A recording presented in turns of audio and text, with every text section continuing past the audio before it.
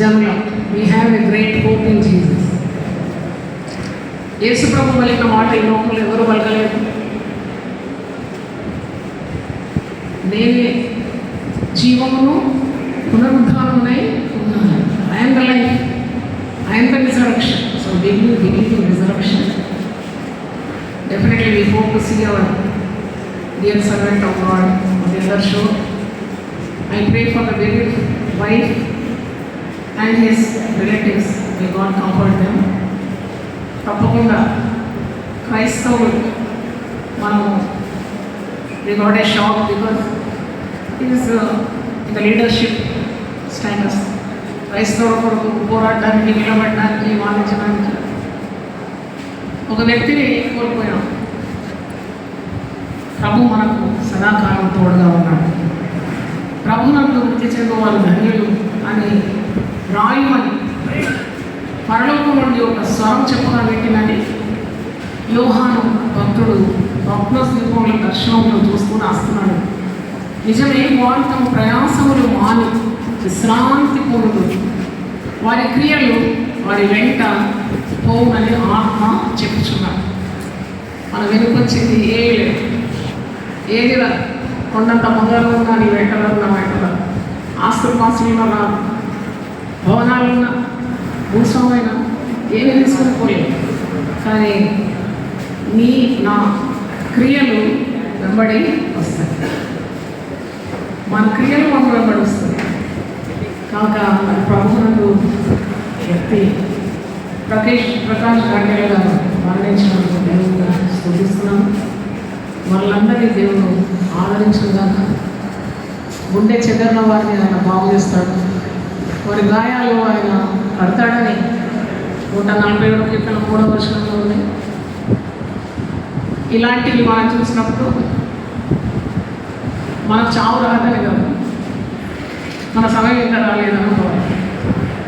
It is appointed for every man to die once and after this the judgment. మరణం అయిన తర్వాత తీర్పు ఒకటి ఉన్నదని మనము శరీరంలో ఉన్నప్పుడు చేసిన క్రియలు అది మంచిమైనను చెడ్డమైన న్యాయపీఠం యొక్క నిలబడి ఒక రోజు ఉందని గుర్తు తెచ్చుకోవాలి. ప్రార్థన చేసుకుంటాం. ఒక తండ్రి, ఈ సమయంలో మీ బిడ్డలందరితో కలిసి మిగిలిన రాష్ట్రాలకి నేను కూడా దుఃఖిస్తున్నాను, ప్రార్థన చేస్తున్నాను. విడబడిన కుటుంబ ఆదరణతో ప్రార్థిస్తున్నాను. క్రైస్తవ లోకం మరి గాయపడింది, బాధపడుతున్నాను. అతడు పరిశుద్ధ గ్రంథంలో నుండి ఎందెన్నో మాటలు, ఎంతెంతో జ్ఞానం క్రైస్తవులకు అందించినాడు, లోకానికి అందించినాడు. అందును బట్టి నేను కనపరుస్తున్నాను. శరీరంలో రుగ్మతున్నా, రోగం వచ్చిన దాన్ని లెక్క చేయకుండా సేవ చేసినాడు. మా క్రియలు మా వెంబడి వస్తుందని వాక్యం సేవిస్తుంది. అయినా ప్రభువులకు మృగులైన మేము ధన్యులం. వృత్తి తప్పదు. ఈ లోకంలో మేము వచ్చిన తర్వాత మాకు ఒక రోజు ఉంది, ఈ లోకానికి వీడుకోలు చెప్పే రోజు.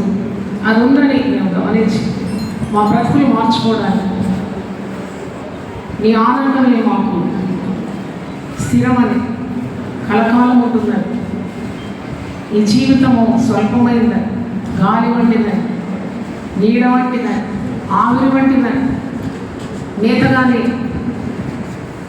నాడి కంటే అతివేగంగా జరిగిపోతుందని ఆ తెలుగు మాకు దయచేసిన బ్రహ్మ పౌలు భక్తుడు ఏ విధంగా చాటించినాడు. బ్రతుకుటైతే క్రీస్తు, చావైతే నాకు లాభం. మంచి పోరాటం నేను పోరాడినాను, నా విశ్వాసం నేను కాపాడుకున్నాను, నా పరుగును నేను కడముట్టించినాను. ఇదిగో నాకు నీతి జీవితం భద్రపరచబడిందని చెప్పడానికి మాకందరికీ అలాంటి సాక్ష్యం మాకు దయచేయాలి. జరిగే భూస్థాపన కార్యక్రమాలు క్రమంగా జరగాలని అభిషక్తులను అభిషేకించి వాడుకోమని, ప్రజలను ఆదరించమని, వాతావరణాన్ని అనుకూలపరచమని, ఇలాగూ అనేక నాయకులను ఇంకా మీరు లేవనెత్తబోతున్నందుకు వందనాలు చెల్లిస్తాను. యేసు పరిశుద్ధ నామములో అడుగుతున్నాను తండ్రి. ఆమేన్.